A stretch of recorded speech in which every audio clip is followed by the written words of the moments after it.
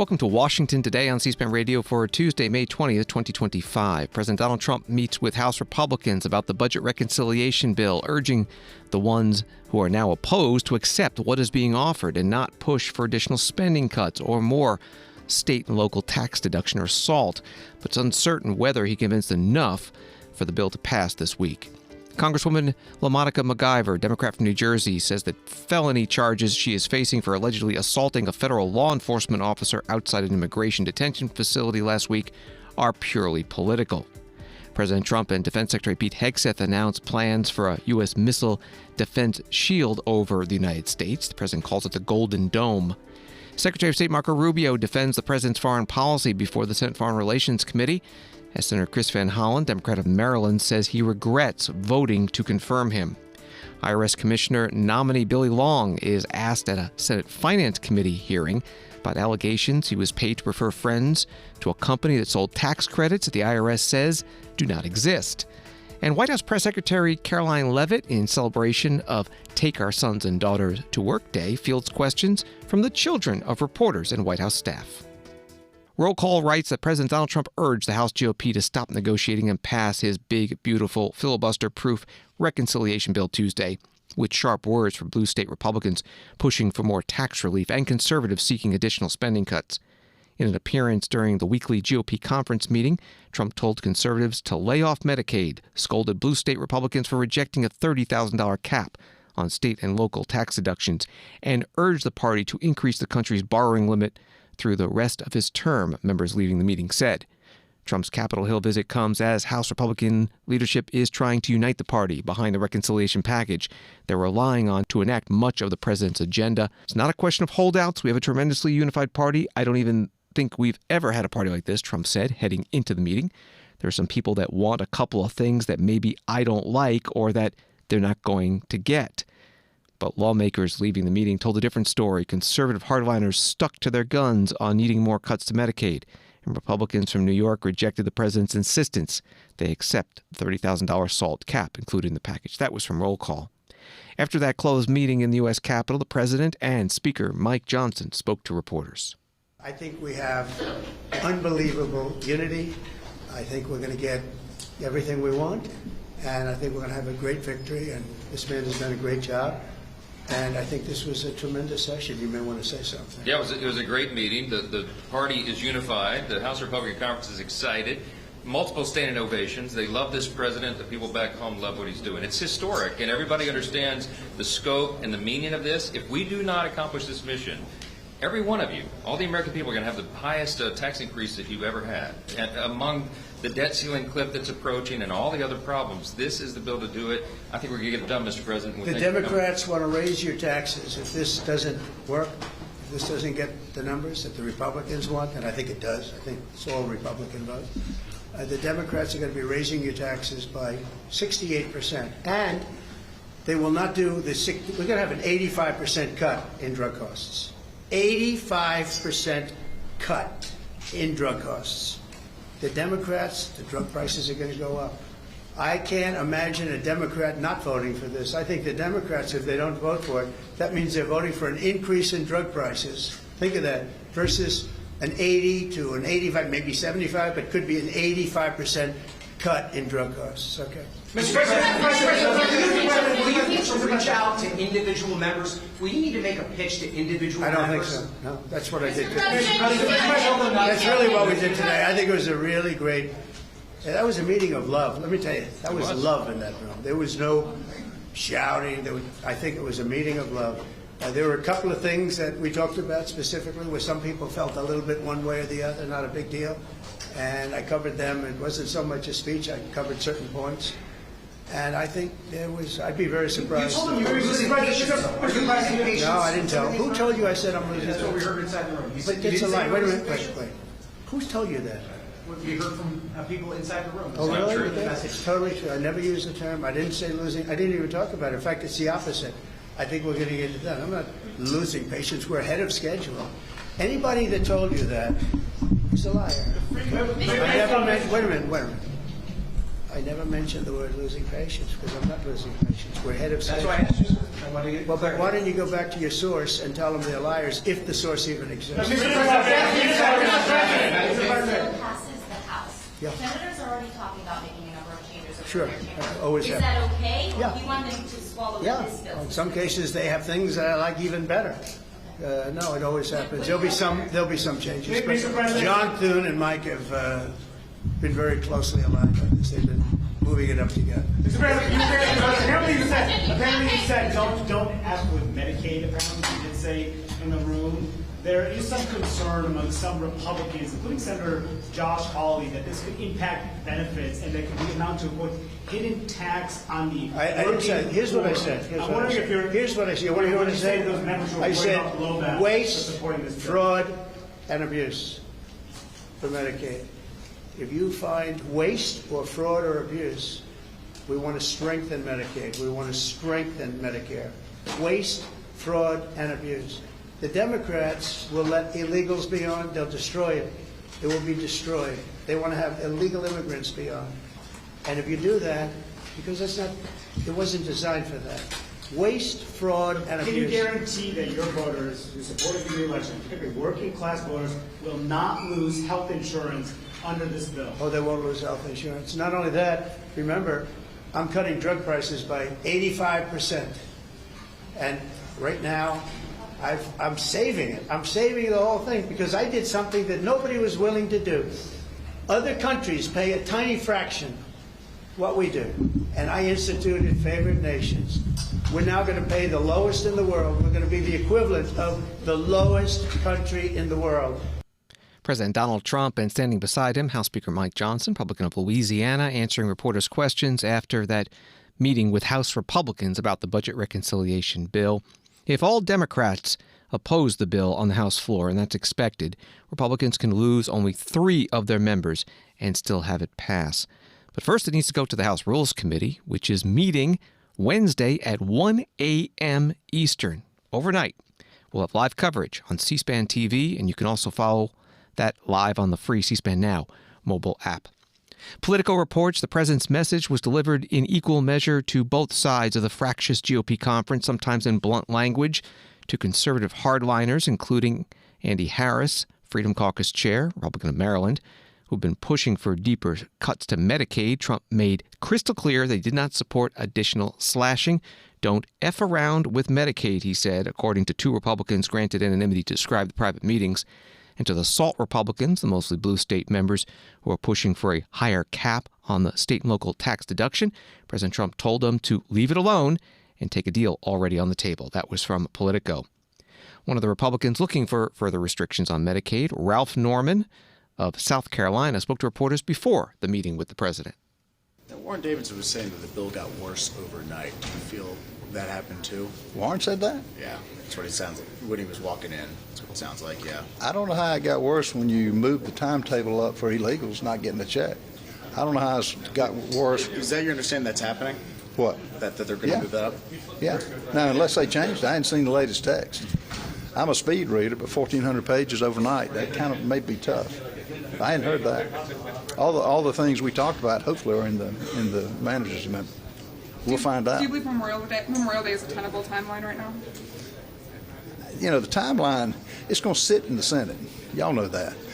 And if we take a day or so to get it, I'll stay up here all through Memorial Day if that's what it takes. So can you go through what agreements you've gotten so far in terms of what you're Things we discussed that we wanted were getting the timeline moved up on the able-bodied Americans who aren't working. You know, it was actually spread out over 4 years. We got it to 12 December of 26.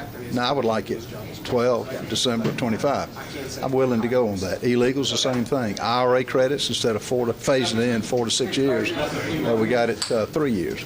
That's a good thing. So you got an agreement on that? We got an understanding. That's what's going to be in it. I don't have any agreement yet. Are you ready to vote for this bill? The president asked you to today? As is, we're going to need to see it and see what's in there. A lot of things have been changed. You've been at the center of a MAGA world President Trump pressure campaign over the last speakership vote, I believe.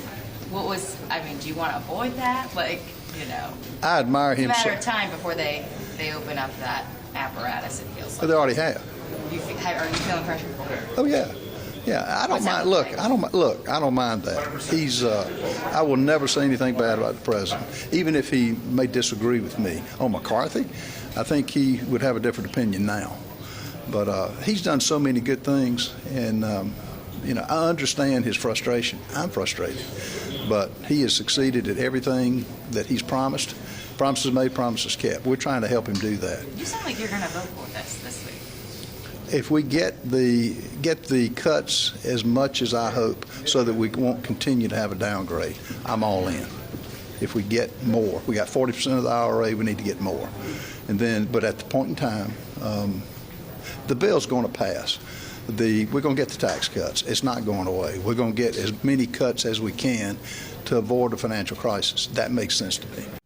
Congressman Ralph Norman, Republican from South Carolina, meeting with reporters this morning before the House Republicans met with President Trump on the budget reconciliation bill.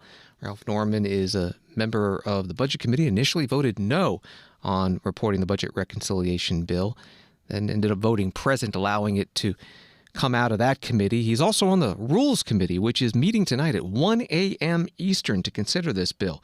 We'll have live coverage of the Rules Committee, 1 a.m. Eastern into Wednesday morning on C-SPAN television and the free C-SPAN Now mobile app.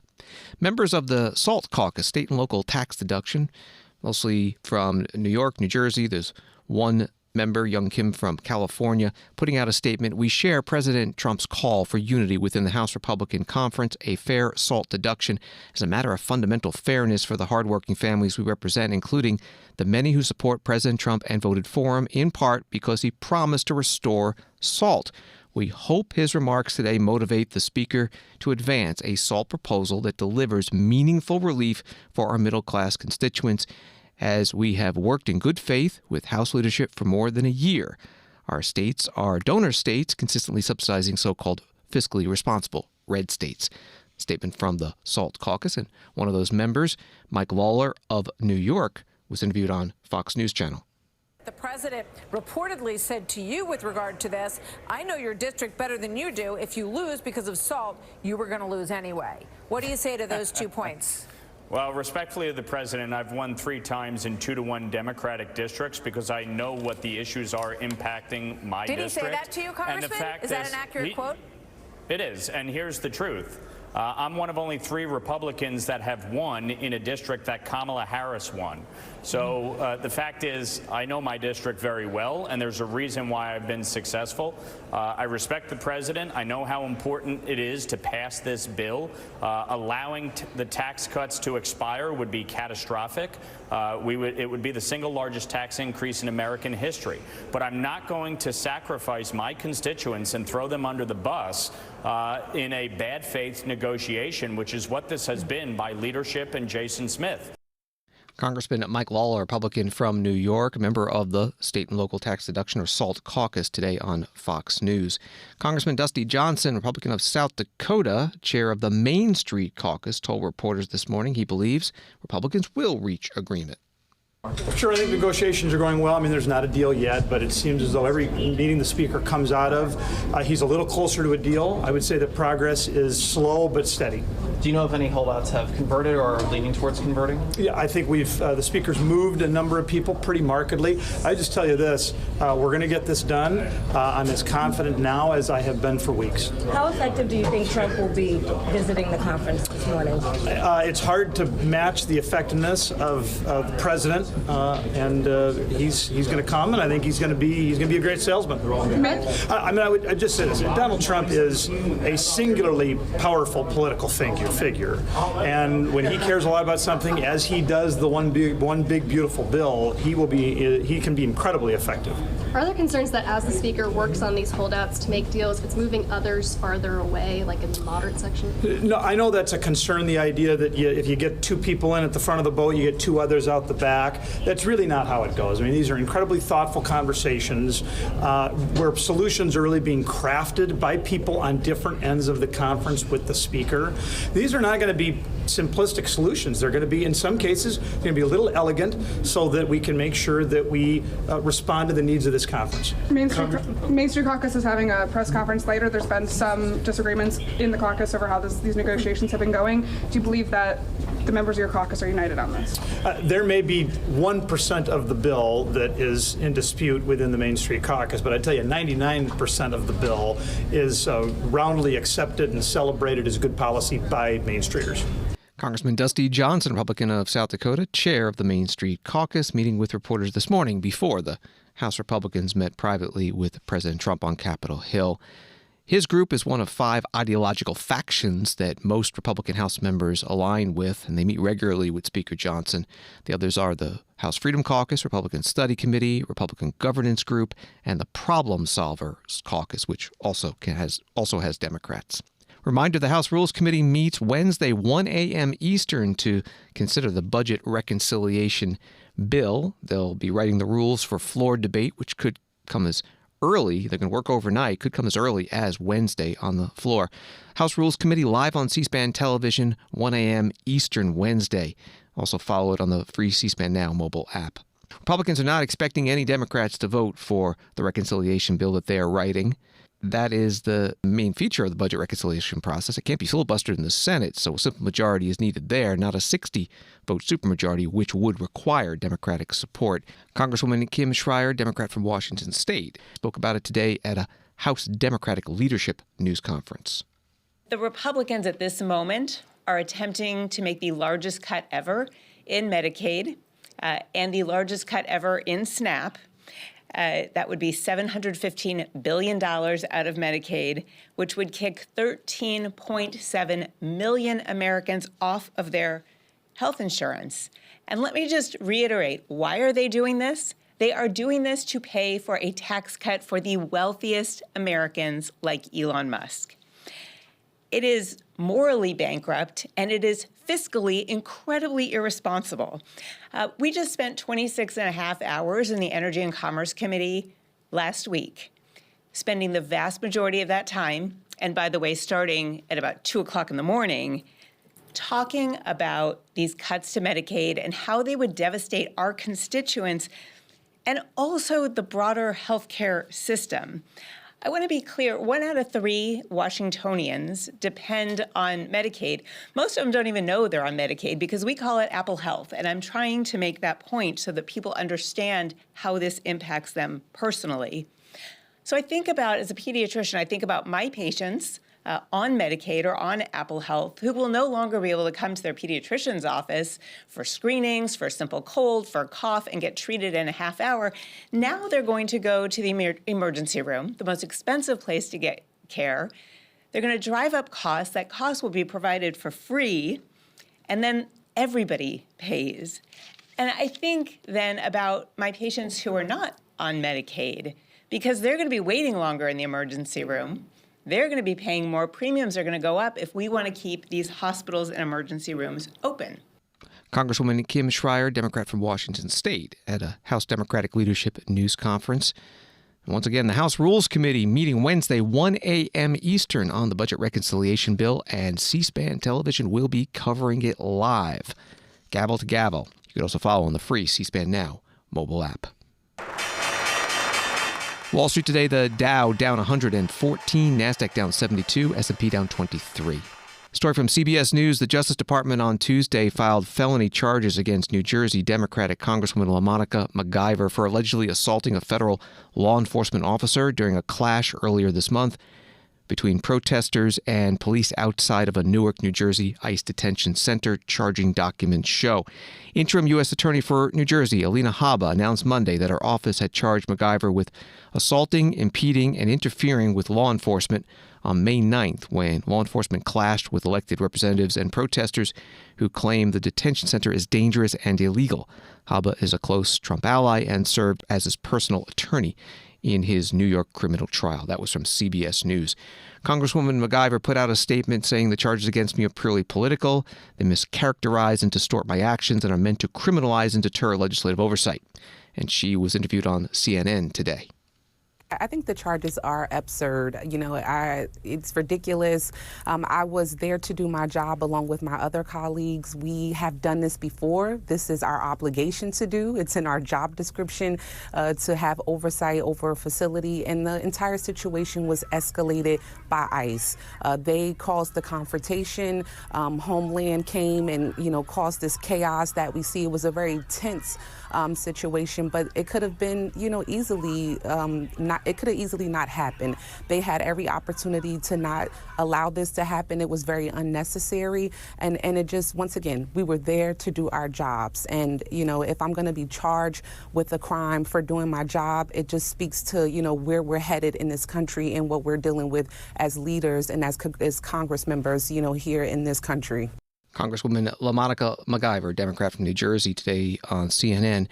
More from the CBS News article. A special agent with the Newark, New Jersey Division of Homeland Security's investigative team alleged in a sworn affidavit that after MacGyver and others attempted to block Newark Mayor Ras Baraka's arrest by creating a human shield, she, quote, slammed her forearm into the body of a uniformed Homeland Security investigations agent and, again, quote, reached out and tried to restrain that agent from grabbing the mayor. He also alleged that after Baraka was in custody, the Congresswoman, again, quote, pushed an ICE officer and, one more quote, used each of her forearms to forcibly strike them. That was from the CBS News article. Congresswoman Yvette Clarke, Democrat from New York, chair of the Congressional Black Caucus, spoke in support of Congresswoman MacIver at a news conference today on the grounds of the U.S. Capitol building. She was with the leaders of the Congressional Progressive Caucus and Congressional Women's Caucus. We have all seen the video. The American people know of LaMonica's innocence. And that is why they recognize this reprehensible political stunt for the farce that it is. To charge this woman with this crime would be laughable if it weren't so sadistic. But we've seen these types of scenarios play out before. It's a tale as old as America. People in power will always find a strong black woman or man to target, to bully, to intimidate, to insult, to malign, and to harm, because our strength puts a spotlight on their weakness.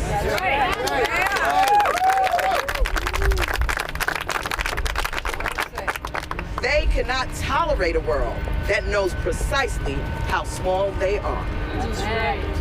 Let's try to understand the coincidence and significance this moment and this historical context that these charges would fall on LaMonica on the day of Malcolm X's 100th birthday. Her story is his story is ours, and we're never going to stop telling it.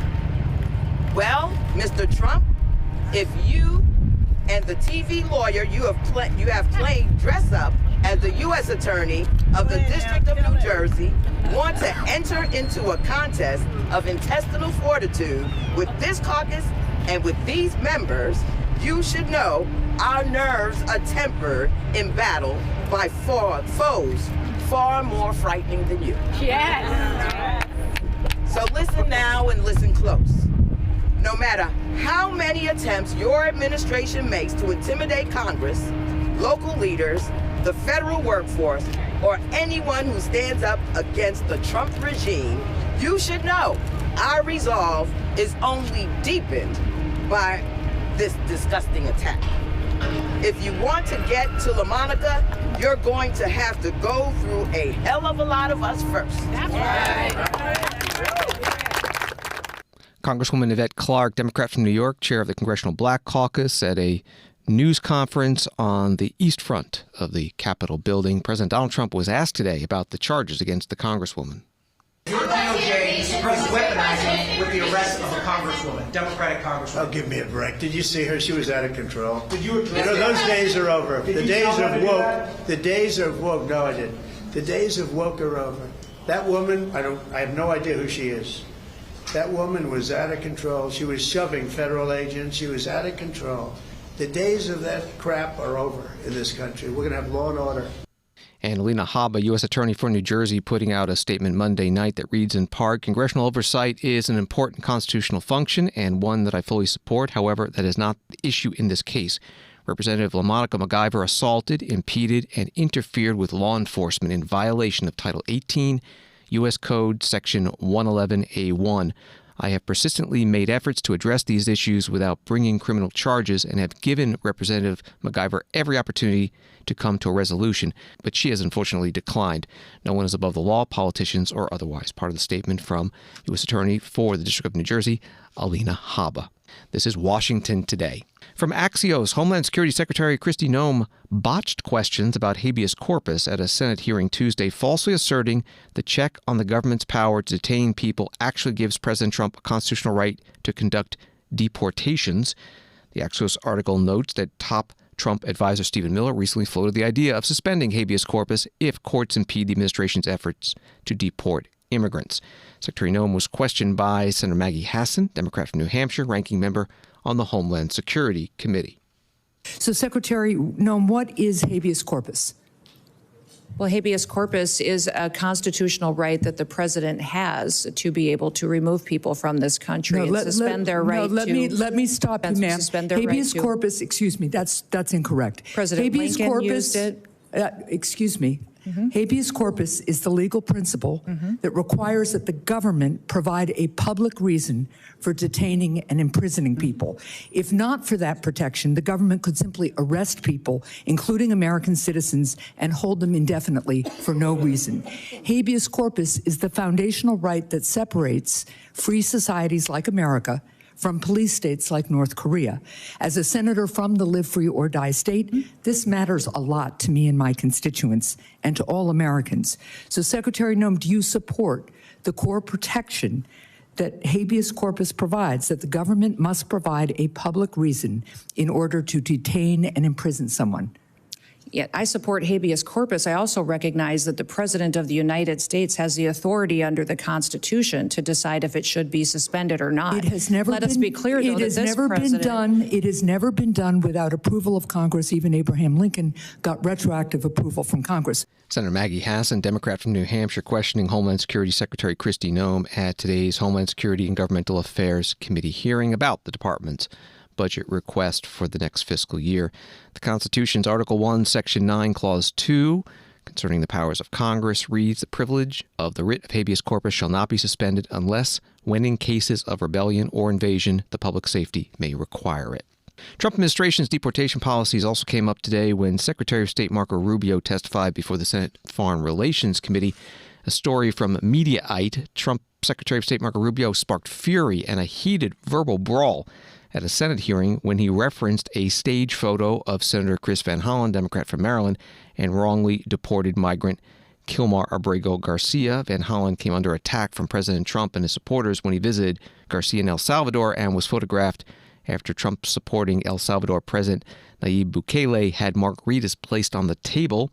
Rubio testified at a budget hearing before the Senate Foreign Relations Committee on Tuesday, during which Van Hollen spent a solid 7 minutes dragging Rubio over a variety of issues, including the denial of due process in several cases. That was the summary from Mediaite, and that's where we pick it up at the Senate Foreign Relations Committee hearing. I have to tell you directly and personally that I regret voting for you for Secretary of State. I yield back. May I respond? You may sit. Well, first of all, your regret for voting for me confirms I'm doing a good job, based on what I know. Well, that's just a flippant statement, Mr. Secretary. Can I respond, Mr. Chairman? You may. I didn't ask Senator, please let the Secretary have I'd be happy to, but then I can respond to his.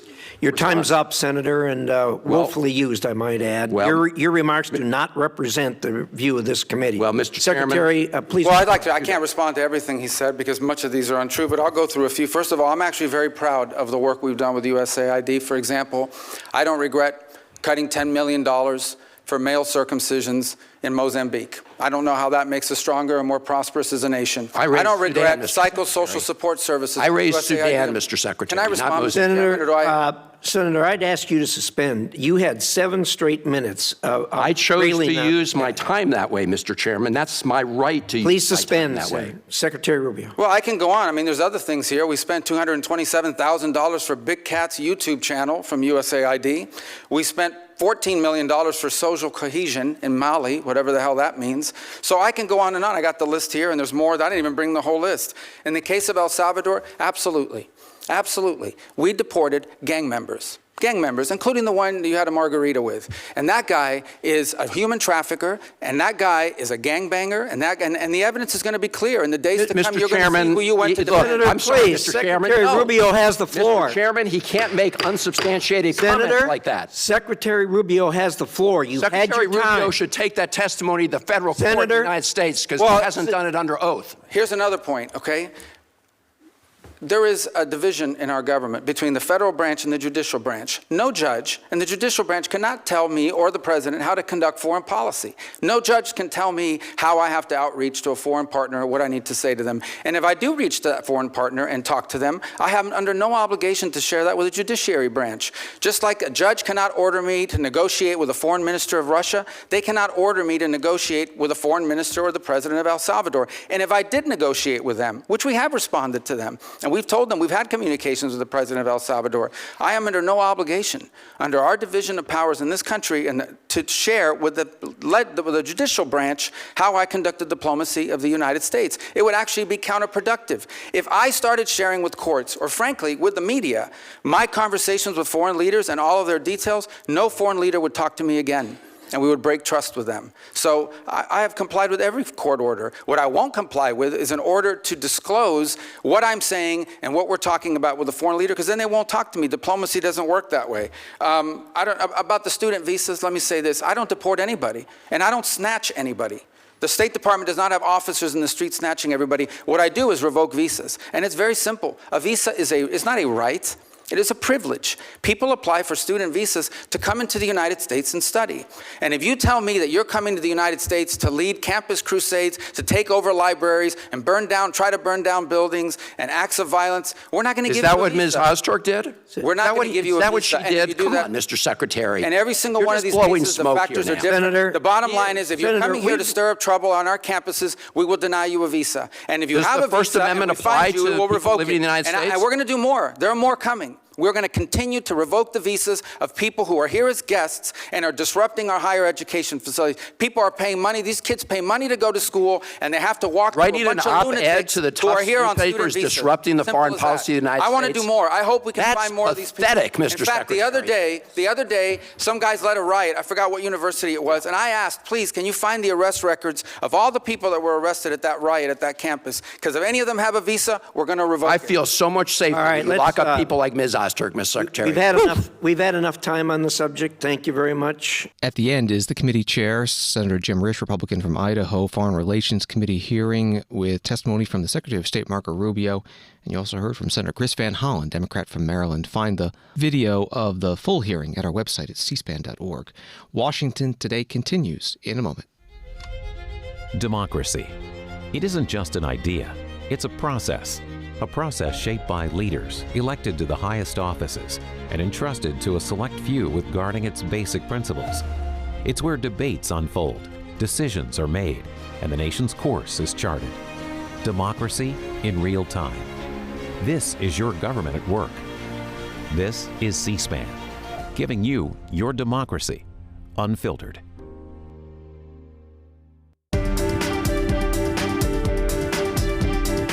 Welcome back to Washington Today, available as a podcast on the free C-SPAN Now mobile app and wherever you get your podcasts. More from Secretary of State Marco Rubio's testimony before the Senate Foreign Relations Committee. Washington Post reports that he mounted a ferocious defense of the Trump administration's foreign policy, telling lawmakers on Capitol Hill that despite massive cuts to foreign assistance and the shuttering of the U.S. Agency for International Development and other programs, the U.S. is not trying to withdraw from the world. Rubio's appearance before his former colleagues on the committee to formally present the Trump administration's 2026 State Department budget has offered frustrated lawmakers their first chance to grill the former Republican senator in the 4 months since President Trump's return to office. That was from the Washington Post. Ranking Democrat on the committee is Jeanne Shaheen from New Hampshire, asking about the war between Russia and Ukraine and U.S. policy. We heard the conversation that the president had with Vladimir Putin, the phone conversation where Putin didn't agree to any meaningful negotiation that would end this war in Ukraine. As President Trump has admitted, Vladimir Putin is taking him for a ride. Now, we have a bipartisan bill in the Senate that's led by Lindsey Graham. It has 80 sponsors. I understand that the House members are ready to take this up on a discharge petition if we pass it out of the Senate. How much longer until we rein Putin in? And are you prepared to support that sanctions bill that Graham and Blumenthal and 78 other members of the Senate support? Well, let me answer your last question first, and that is about the bill. We obviously can't control what Congress does, and we've told the Russians this. Not now, 6-8 weeks ago. I believe, Senator Shaheen, you were involved in a conversation that made it clear to the Russians what would happen if there was no progress made. And that's been repeated multiple times. I would also make this point, and it's important. Every single sanction, not one sanction has been lifted on the Russians. Every single sanction that was in place under the previous administration remains in place. So this idea we've given up leverage, well, we have the same leverage today that we had under the previous administration. Well, Mr. Secretary, I would argue that the leverage that we've given up is taking NATO membership off the table, taking away a commitment to continue to help the Ukrainians with intelligence sharing and with military equipment and arms that they need to help fight this war. Well, that continues. There was a pause for 1 week. All of that was restarted. That was intelligence sharing, though, but it doesn't cover the equipment and arms. Oh, absolutely. That program has not been rescinded. They continue to receive armaments from the United States. And we continue to fund what the Ukrainians need as the president, and are you prepared to pass another supplemental bill to support them? Well, that's a different decision. That's a different question. That's not up for me to decide. The White House would have to make a determination about whether to come to Congress for a supplemental. But everything that's been approved and congressionally appropriated is ongoing. In fact, to the extent that the Ukrainians have asked for anything additional, what they've asked for is air defenses, Patriot units, which frankly we don't have. But we are working closely with our NATO allies. There are NATO allies that do have some batteries of Patriot missiles that they could provide or transfer over to the Ukrainians to defend, for example, the airspace of Kyiv and other places. And we've been encouraging in that front and working alongside our partners there to get deliveries of some of these systems. As you can imagine, none of these countries want to give up their Patriot systems either. But we can't make them fast enough, and part of the challenge we have in Ukraine is that munitions are being expended substantially faster than the ability of the broader West, not just us, but the West, to produce them. Now, that said, on the issue of Ukraine, here's what we can all agree on. There is no military solution to this crisis. Right. It will have to end in a negotiated settlement. And the fundamental challenge we have in Ukraine is this. Russia wants what they do not currently have and are not entitled to, and Ukraine wants what they cannot regain militarily. And that's been the crux of the challenge. Secretary of State Marco Rubio, questioned by Senator Jeanne Shaheen, Democrat from New Hampshire, Foreign Relations Committee ranking member. It's a story from the New York Times. The European Union approved a new package of sanctions on Russia on Tuesday, targeting covert oil exports, days after the top EU official announced plans for a further set of even tougher restrictions. The point is to intensify Russia's economic pain and, by doing so, to prod President Vladimir V. Putin toward peace talks to end the war in Ukraine. The push comes as questions mount about how the United States will approach future sanctions. That was from the New York Times. Politico, previewing an announcement from the president, writes that he'll be announcing $25 billion for his new Golden Dome defense project Tuesday afternoon. It's a fraction of the amount it would eventually cost to build the ambitious national missile system he's demanded. He was joined in the Oval Office by Secretary of Defense Pete Hegseth and several senators supporting this mission. Also, General Michael Gundlein, Vice Chief of Space Operations, will be overseeing the Golden Dome progress. Here's President Trump in the Oval Office. In the campaign, I promised the American people that I would build a cutting-edge missile defense shield to protect our homeland from the threat of foreign missile attack. And that's what we're doing. Today, I'm pleased to announce that we have officially selected an architecture for this state-of-the-art system that will deploy next-generation technologies across the land, sea, and space, including space-based sensors and interceptors. And Canada has called us, and they want to be a part of it. So we'll be talking to them. They want to have protection also. So as usual, we help Canada do the best we can. This design for the Golden Dome will integrate with our existing defense capabilities and should be fully operational before the end of my term. So we'll have it done in about 3 years. Once fully constructed, the Golden Dome will be capable of intercepting missiles even if they are launched from other sides of the world and even if they are launched from space. And we will have the best system ever built. As you know, we helped Israel with theirs, and it was very successful. And now we have technology that's even far advanced from that, but including hypersonic missiles, ballistic missiles, and advanced cruise missiles. All of them will be knocked out of the air. We will truly be completing the job that President Reagan started 40 years ago, forever ending the missile threat to the American homeland, and the success rate is very close to 100%, which is incredible when you think of it. You're shooting bullets out of the air. President Donald Trump in the White House Oval Office. Also there, the Defense Secretary Pete Hegseth. Mr. President, add this to the long and growing list of promises made and promises kept. Ultimately, this right here, the Golden Dome for America, is game changer. It's a generational investment in the security of America and Americans. Mr. President, you said we're going to secure our southern border and get 100% operational control after the previous administration allowed an invasion of people into our country. President Reagan 40 years ago cast the vision for it. The technology wasn't there. Now it is, and you're following through to say we will protect the homeland from cruise missiles, ballistic missiles, hypersonic missiles, drones, whether they're conventional or nuclear. It's not lost on me, sir, also that you had the vision to start the Space Force, and here we are when the others said we didn't need it. Here we are in the Oval Office with one of the leaders of the Space Force in General Gutlein leading the charge on putting in place a game-changing Golden Dome for America. Defense Secretary Pete Hegseth in the White House Oval Office with the president. USA Today reporting on this said that President Trump said the system will cost $175 billion, though details about that estimate remain unclear, such as how much of it represents an increase to future generation tech research as opposed to expanding existing technologies. It's also unclear how effective a system relying solely on existing tech would be if it were to face down a mass nuclear attack from Russia or China. This is Washington Today. NBC News writes that Health and Human Services Secretary Robert F. Kennedy Jr. returned to Capitol Hill for his third congressional hearing in a week to face more heated questions from lawmakers about the drastic funding cuts his department has made as part of President Trump's efforts to reduce the size of the federal government.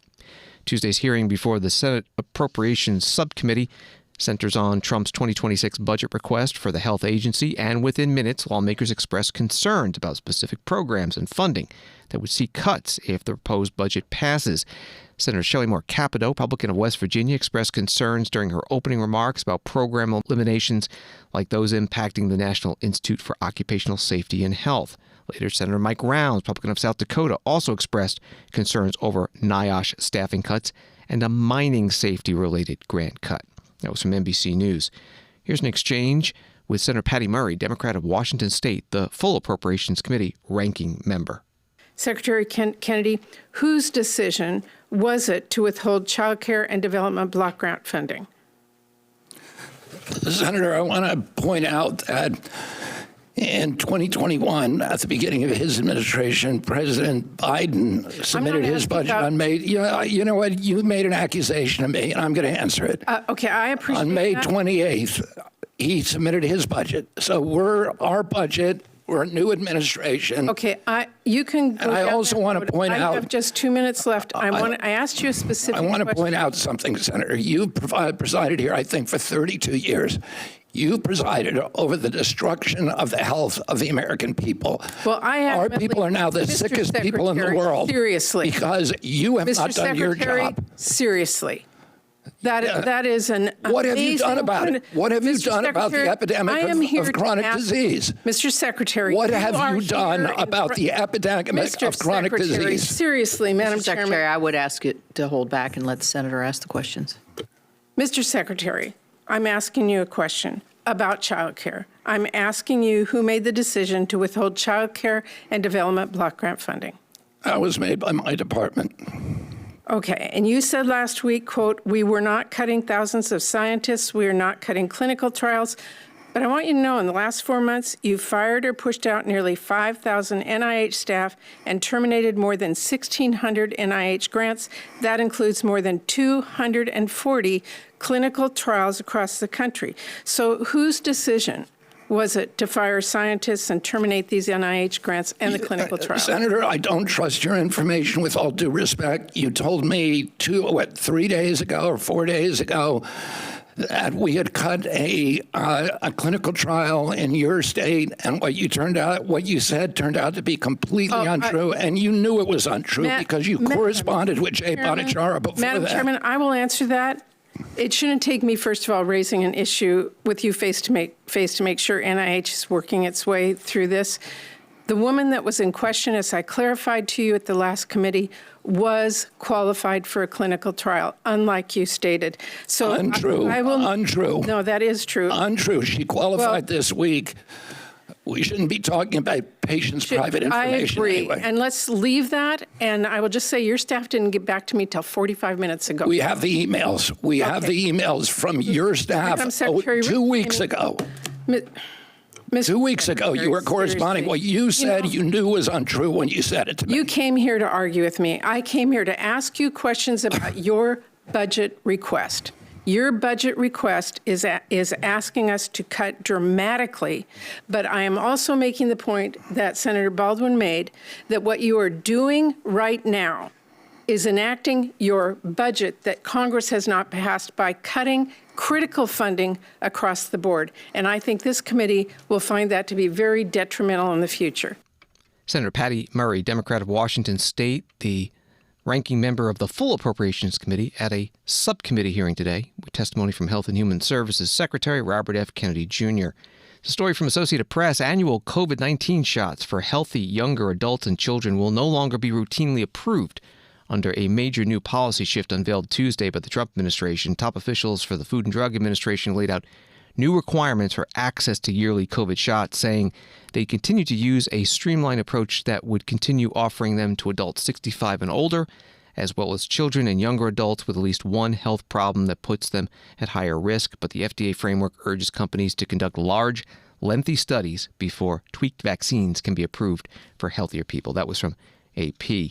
Senate Democrats, writes the Wall Street Journal, pressed President Trump's pick to run the Internal Revenue Service on his promotion of tribal tax credits and recent acceptance of campaign donations from people tied to those claims. Senator Ron Wyden, Democrat of Oregon, detailed how Billy Long was paid more than $65,000 to refer friends to a firm that sold purported tax credits that the IRS has told Democratic lawmakers don't exist.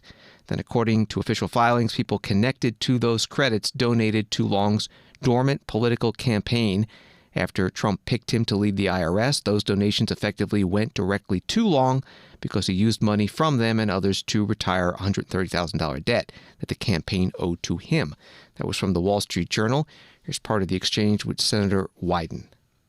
After leaving the Congress, you made $65,000 referring your friends to tax promoters who claimed that they acquired income tax credits issued to a Native American tribe and then sold these credits to investors. There's a problem. The IRS said in March that the credits do not exist. They're fake. They are a scam. Now you're asking to be put in charge of the IRS, and the IRS confirms that these aren't real. Tell the committee, do you believe these so-called tribal tax credits actually exist?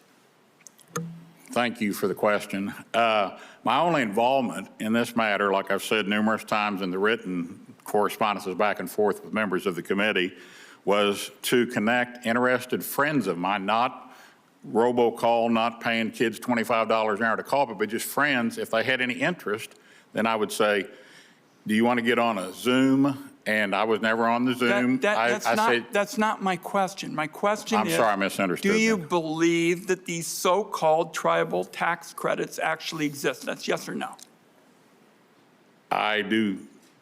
I can't answer yes or no because I do not know. I think the jury's still out on that. I know since 2022 they've been accepting them, so now they claim that they're not and they haven't been. So I think that all this is going to play out, and I want to have it investigated just as you do. I know you're very interested in this subject. I am too.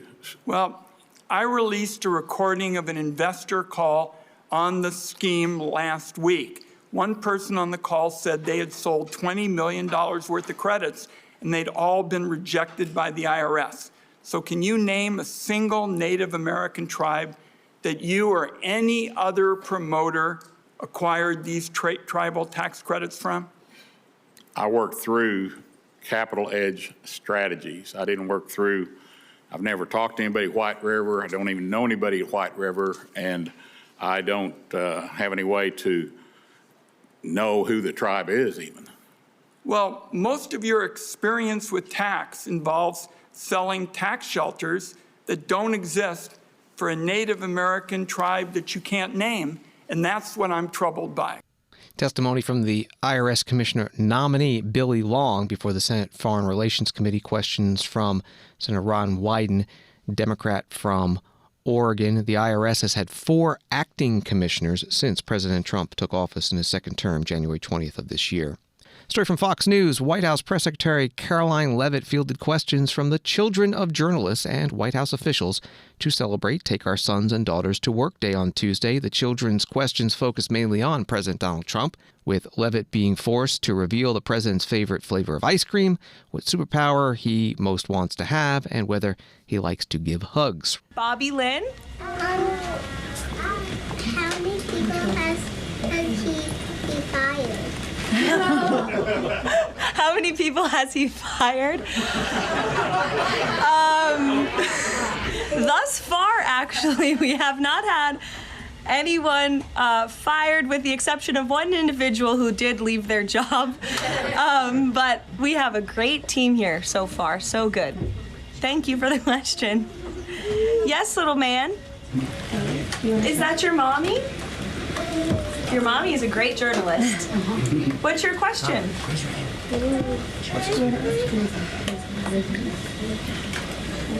What's Donald Trump's favorite ice cream? He wants to know. Ooh.